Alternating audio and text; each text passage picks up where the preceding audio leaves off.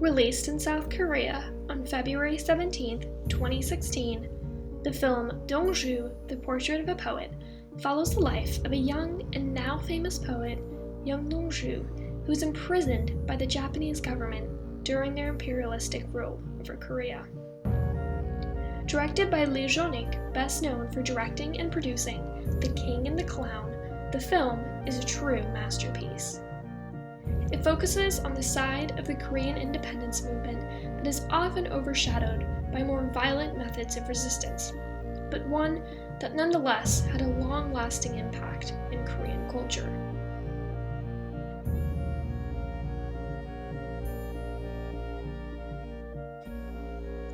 It stars Kang Han-yeol as the poet DONGJU,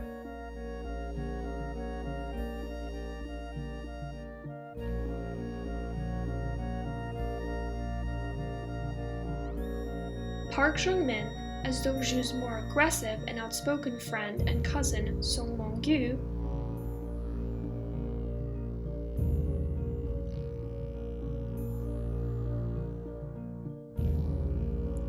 Kim In-woo as the lead detective, and Choi Hee-soo as Kumi.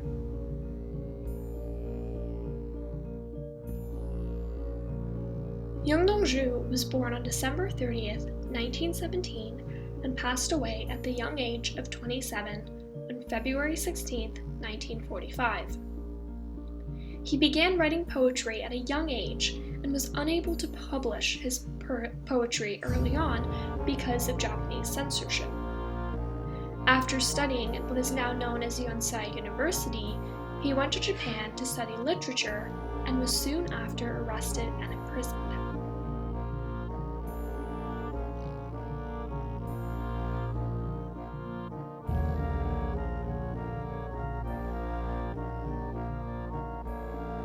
Following his death, he left over 100 poems.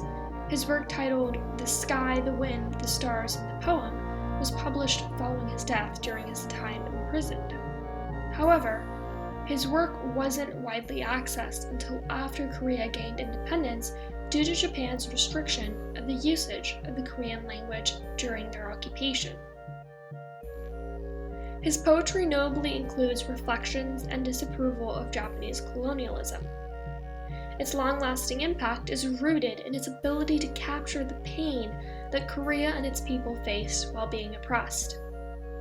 Throughout the film, we see that despite others telling him otherwise, specifically his father, DONGJU believes that he can have a meaningful impact by solely using his words. Much of the film focuses on the contrasting personas of DONGJU and DONGJU. Cutting through different periods in their lives, we can see how their aspirations differ and transfer to thoughtful and radical actions, respectively. The cinematic choices in the film really help to emphasize the non-violent and more introspective style of resistance. The entirety of the film, being in black and white, allows for the audience to pay close attention to the thoughtful actions of young DONGJU. It also helps to emphasize the general state of helplessness and uncertainty during the time. DONGJU's real poetry is embedded throughout the film, underscoring the poet's true persona and not just a mimicry for cinematic purposes.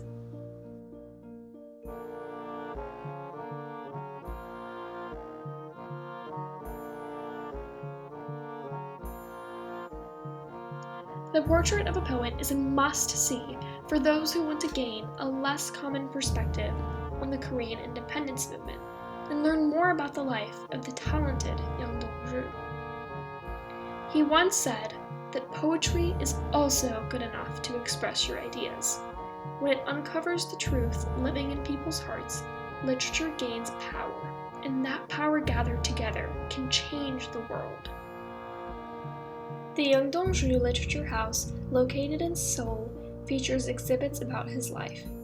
This monument has forward one of his iconic verses inscribed on it. It reads, "Wishing not to have so much as a speck of shame toward heaven until the day I die, I suffered, even when the wind stirred the leaves."